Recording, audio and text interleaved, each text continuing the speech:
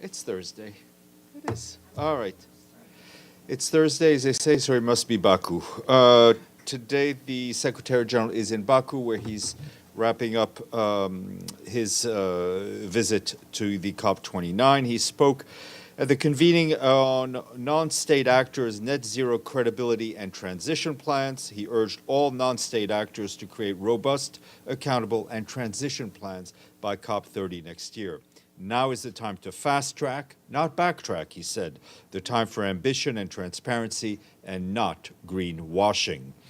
Mr. Guterres also heard from climate scientists, young people from his youth advisory group, and other youth representatives, as well as members of civil society.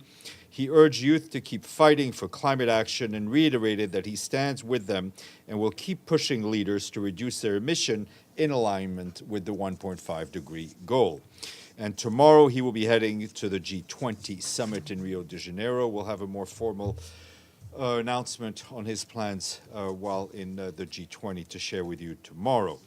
I have quite an update for you from our operations in Gaza as well as from the West Bank. That comes from our colleagues in the Office of the Coordination of Humanitarian Affairs.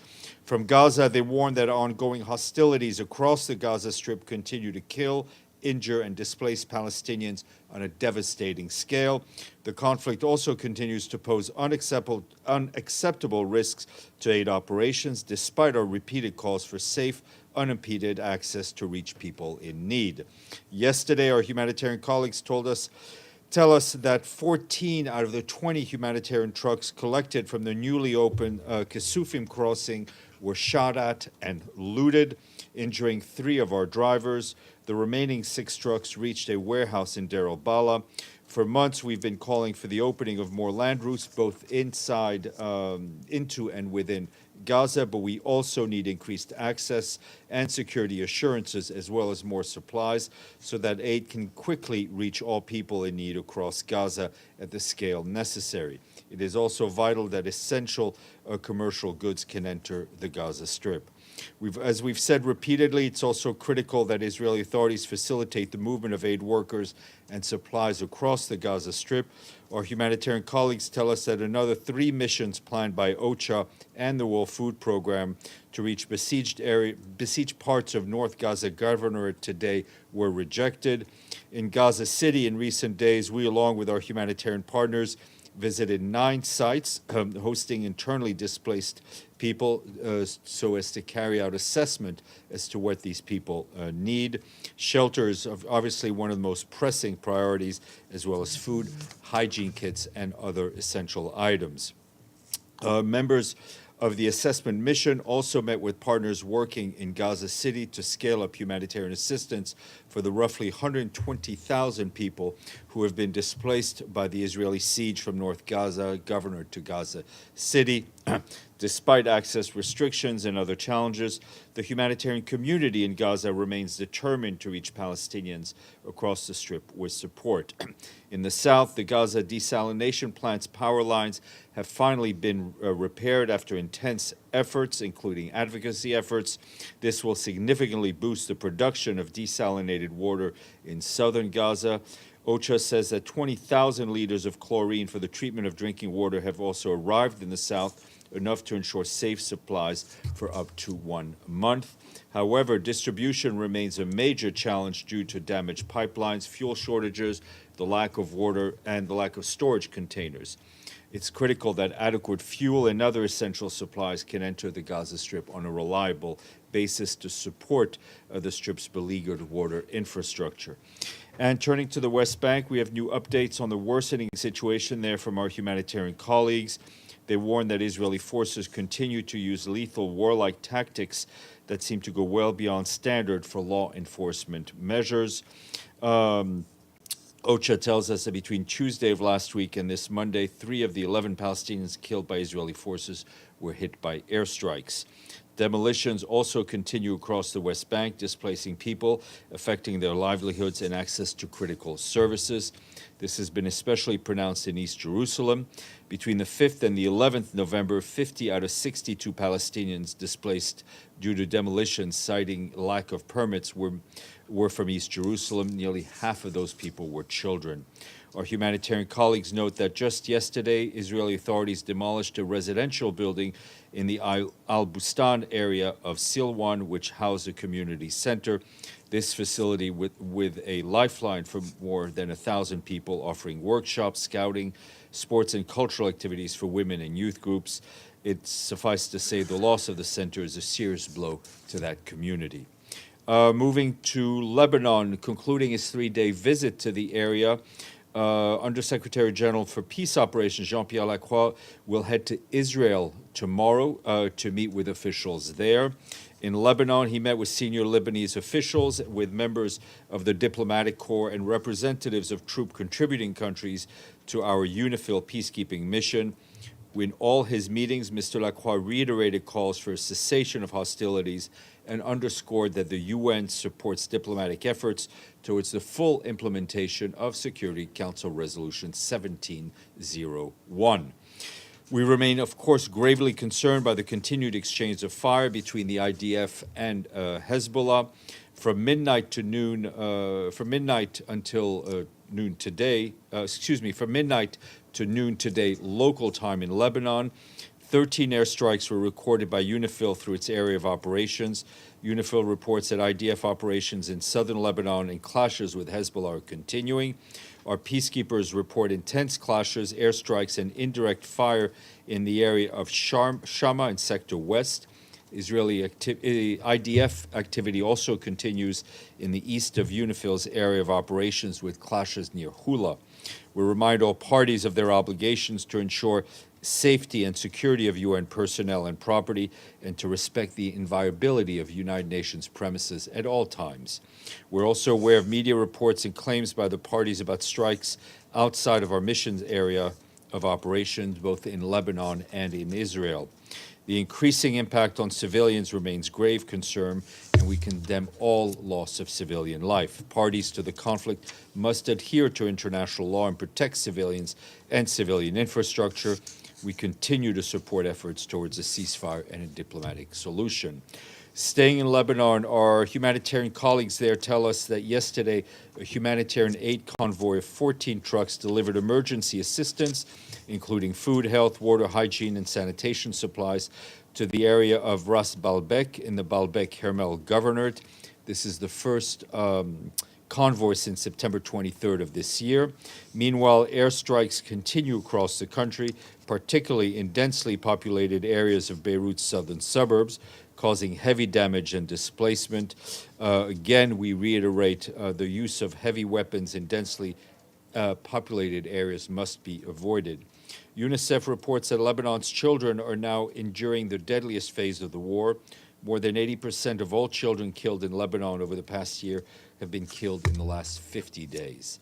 Yesterday, in one day alone, 13 children were killed in 3 separate Israeli airstrikes on Mount Lebanon Governorate. That's what Lebanese authorities are telling us. Our humanitarian colleagues say the number of injured people is also on the rise.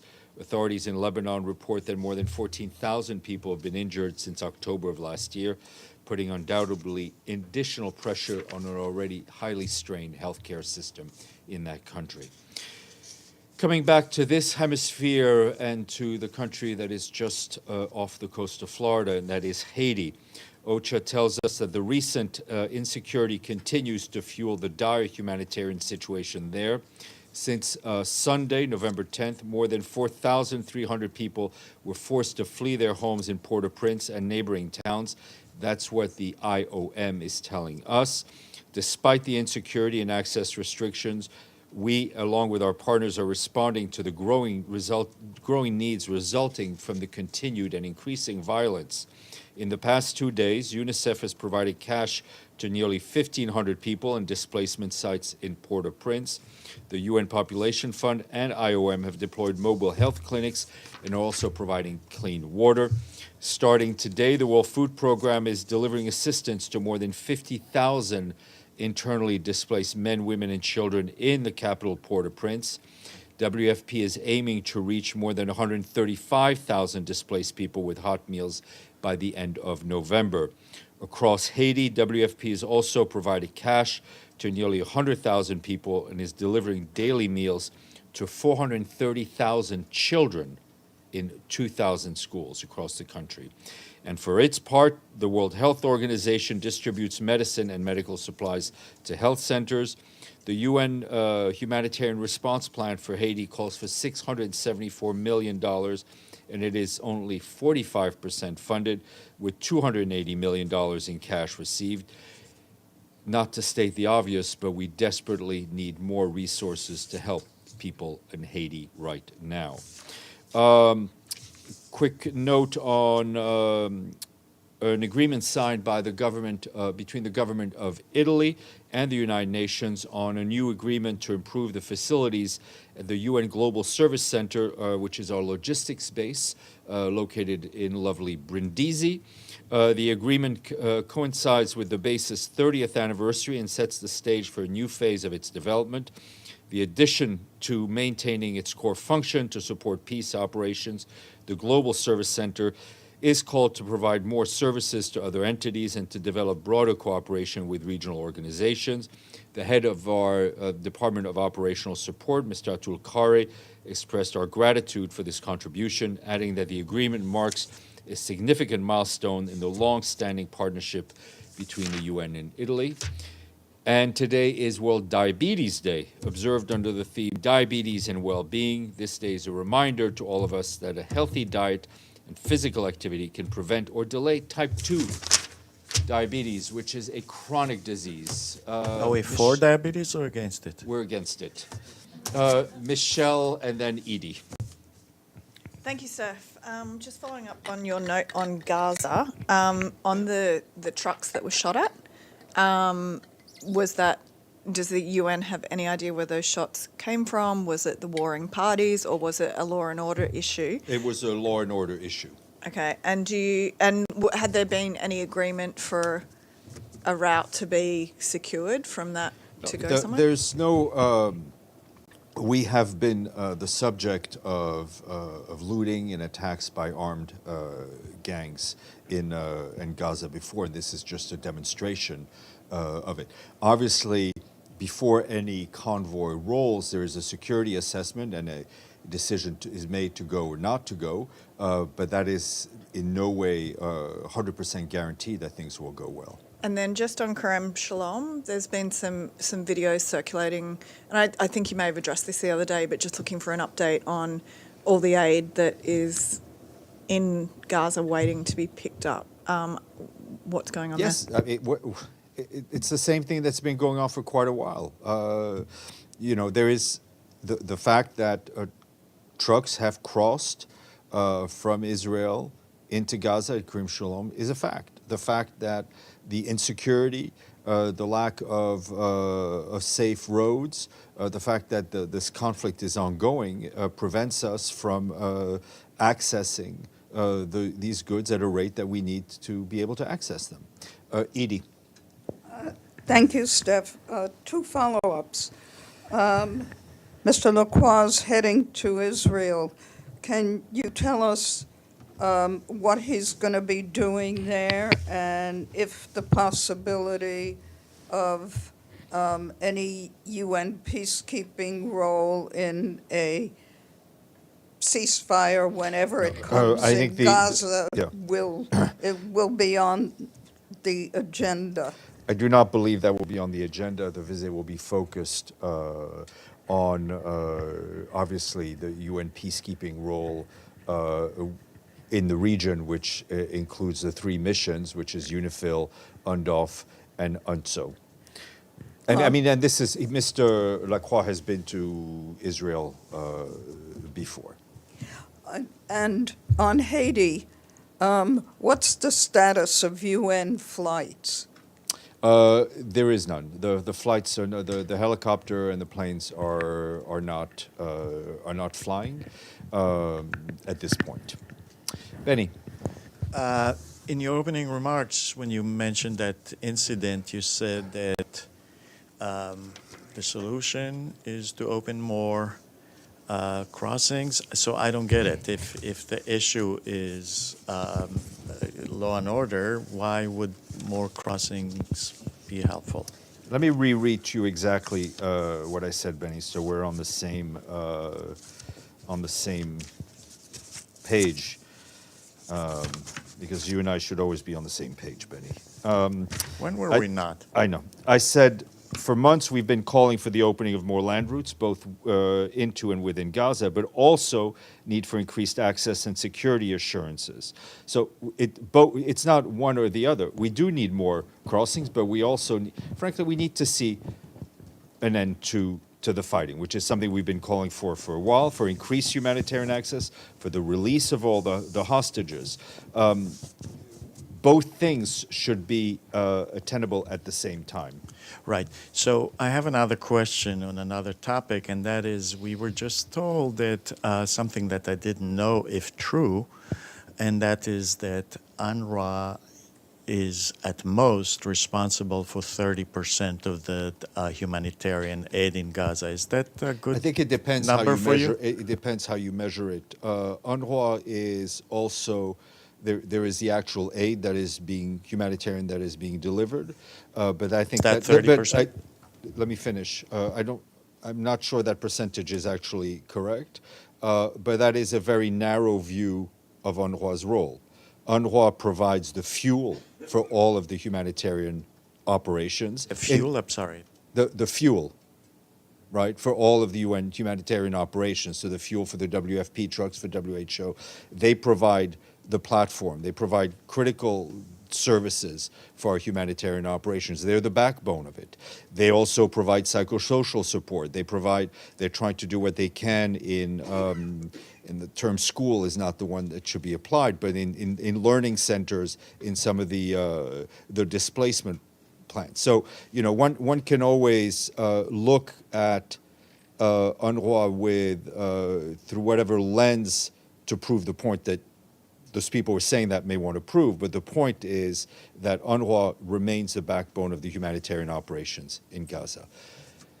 Madame Margaret, and then Gabriel. Two, please. Will Mr. Lacroix meet Israel Katz, the new defense minister in Israel? I would not be surprised, but we'll get you the updated, that would be his counterpoint, but I will get you his dance card, so to speak. And on Haiti, so the FAA has put this 30-day flight ban on Haiti, basically. So your agencies are still delivering on the ground, as I understand it. Right. But do you have 30 days worth of stocks in place on the ground? What will you the do? harbor is still open. Right, but I understand the road from the harbor is not open.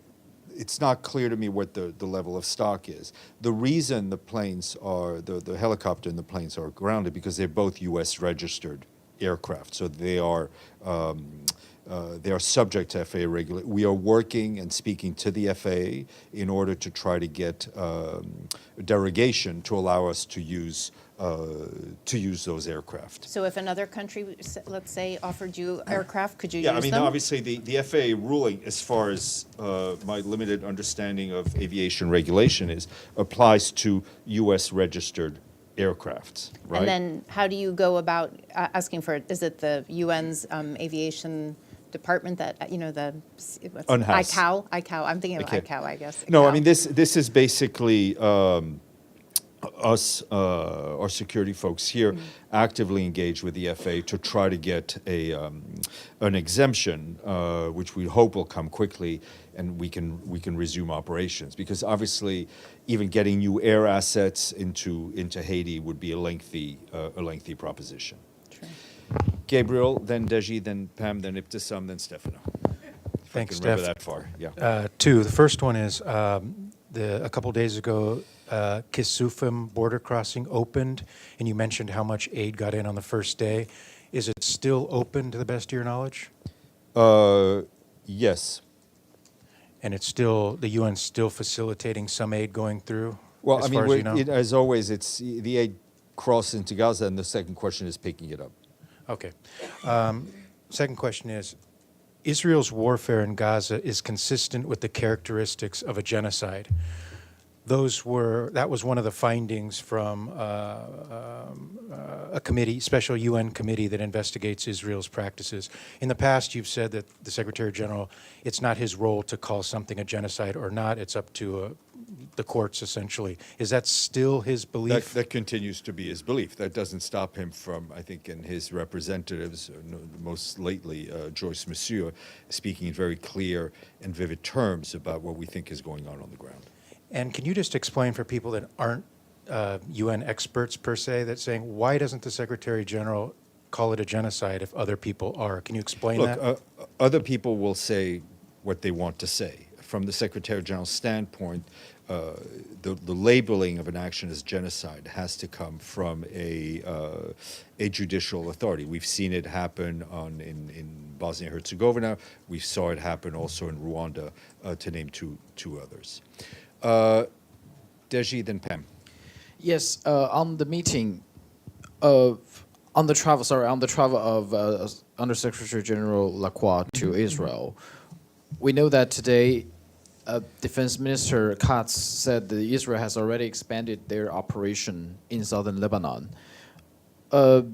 Will Mr. Lacroix talk to the Israeli officials only on the situation of UNIFIL, or will he also urge Israel to, let's say, halt the operation in South Lebanon? I mean, our advocacy and his advocacy on what is going on in Lebanon will continue to be the same, which is to push for a diplomatic solution, to put for cessation of hostilities and the full implementation of the Security Council Resolution 1701. And yesterday, Damascus was attacked by Israeli airstrikes, and that, according to Syrian media, 15 people were killed and 16 injured. Israel claimed that they actually hit a military related target. So any position from the We're UN? very much aware of these reports of airstrikes. I mean, from Secretary General's point of view, he reiterates his deep concern over the prospect of further escalation of violence in what we all know is an extremely volatile region and an extremely volatile time. He further cautions that any miscalculation could lead to a broader conflict and calls on all concerned to exercise the utmost efforts to avoid any further escalation. And he reminds all parties to respect their obligations under international law, including international humanitarian law. Do you think Israel really care about that? I think, listen, first of all, It's think been it's been not, several first of all, times, I think right? it's a question of that to ask the people you want to get the answer from. And second, I think it is clear to anyone and to the naked eye that the whole region and many parties in the region have blatantly disregarded international humanitarian law and international law. Pam, and then Ibtisam, then Stefano, then Adla. Yes, back to COP 29 in Baku. The Secretary General was there. There's been a little bit of a brouhaha because there's been some withdrawals. Argentina didn't go. France's Minister of Environment left. Does he have any opinion on what's going on about COP? Are people waiting to see what the U.S. will do? And second, was there any talk? There was a lot of talk here at the UN yesterday on or the day before on coffee and regenerative coffee and the climate crisis in coffee production. Anything that he weighed in on that?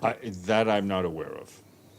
Our message to member states is for them to actively participate in the discussion at every COP, in every multilateral setting.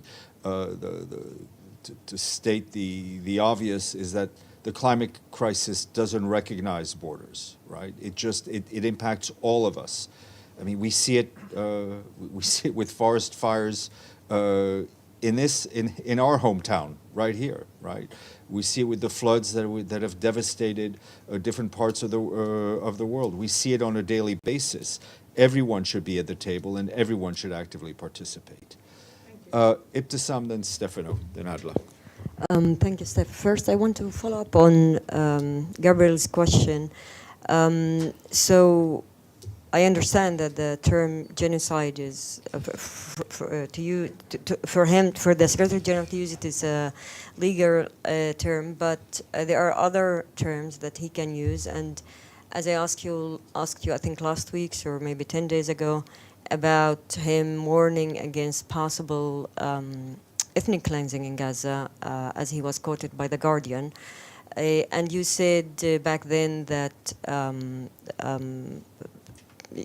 that he doesn't think that, I'm paraphrasing, that it's happening now. So my question to you is, why doesn't he, given the fact that his representatives are talking about, in humanitarian organizations, are talking about crimes committed, etc., why doesn't he use other terms besides genocide, terms that he can use now? I think we can all look back and do a word search on the way he's described the situation in Gaza. I think those have been very vivid, very clear to us.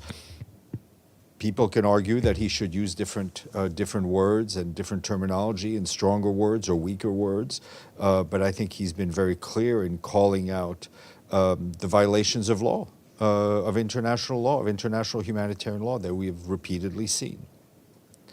Question, Human Rights Watch issued a report today in which they say that Israeli authorities have caused the massive deliberate forced displacement of Palestinian civilians in Gaza and the widespread destruction of much of the territory since October 2023 and are responsible for war crimes and crimes against humanity.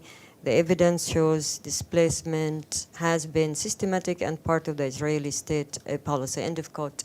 Do you have any comments on that report? Look, there will need to be accountability for all the crimes that have been committed in this conflict. And one of the things we've also been saying is that evidence needs to be kept, things need to be documented, but there will need to be accountability one way or another for what we have seen in this conflict. So just last two questions. One thing to clarify, you said about law and order issues in the area that you try to deliver aid to. My question is, are these areas under the Israeli control? Is it? Sorry, say again? Are these areas under the Israeli military control, or where are these areas exactly? Where you had some people shooting at your convoys? Well, you know, there's it. You could argue that Israel has the ultimate responsibility as the occupying power for the maintenance of law and order right now in Gaza throughout it. The point is that there are large parts of Gaza where, if not all, I mean, as we've been saying, let me rephrase it, no place in Gaza is safe. Some areas we have seen active activities by armed gangs, right, that are looting, and that's what we've just seen. There needs to be a better ecosystem of security for the humanitarian operations, and one way to do that would be for this conflict to end. I have one more. I think, one last one, yeah. Yeah. Okay, there are some media reports or social media reports. If you could confirm, I'm not sure if they're true, but according to these reports that WFP, UNICEF, and WHO are about to terminate some employers' contracts who are originally from Gaza or were working in Gaza and left Gaza because of the situation, and according to these reports, they were asked by these organizations to go back to Gaza, or their contracts will be. Yes, well, I mean, I read the long post online. We've asked for some information how to respond to that, to the questions that you raised. So the only thing I know is what I've read so far, and I've asked people to give me some information so I can answer the question you've just Okay. asked. Thank you. Stefano. Thank you, Stéphane. Yesterday, Philippe Lazzarini, answering a question on if he will call President-elect Trump before January 20 to try to convince him to help him to save UNRWA, he basically said yes. Is the Secretary General, does the Secretary General want to do the same thing? I mean, As I said to you, call- if- to as call I- Trump as I've said before. to you, I think as I said to you before, as soon as I have something to report on contact between us and the incoming administration, I will share that with you. Adla.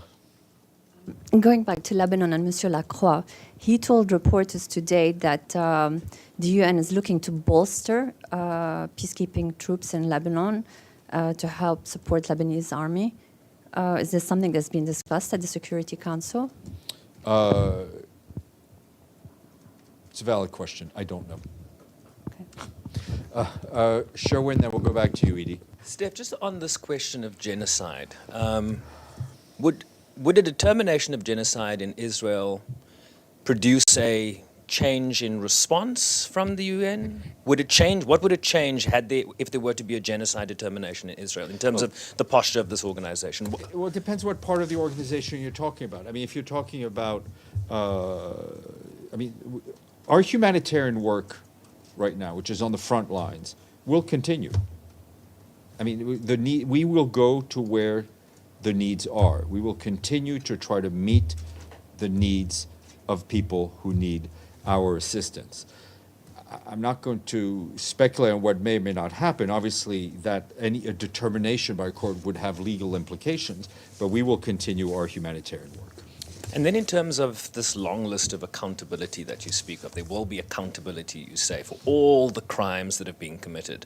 There will need to be, I said. I mean, what would a timeline for that kind of accountability? It sort of seems that it's sort of a knee-jerk reaction to say there will be accountability. That never No, really I happens. said there will need to be accountability. There hasn't been the level of accountability from the Darfur genocide that one would expect. So what are we talking about when we actually say accountability, or is it just a sort of word salad? I don't think it's I think it's a very serious topic. I also think that the international community, the international system, has, one could argue, in the last 50 years or even more, strengthened its systems to have accountability. Is it at the level that it should be to meet the victims? I mean, if I were a victim of an international crime over the last decades, I would probably say no. But does it exist? Yes. Have we seen it? Yes. Does it take time? Sadly, yes. Edie, let's get back to the ground. Just a quick clarification. The 14 trucks that were looted, that all took place in central Gaza, I'm assuming. Yes. Right. And do we know how close they were to getting to the warehouse in Deir al-Balah? I could try to get you a bit more detail, but we're not talking about great distances. I mean, the Gaza Strip is not a very wide area of land. On that note, I will leave you, and you will leave me. What?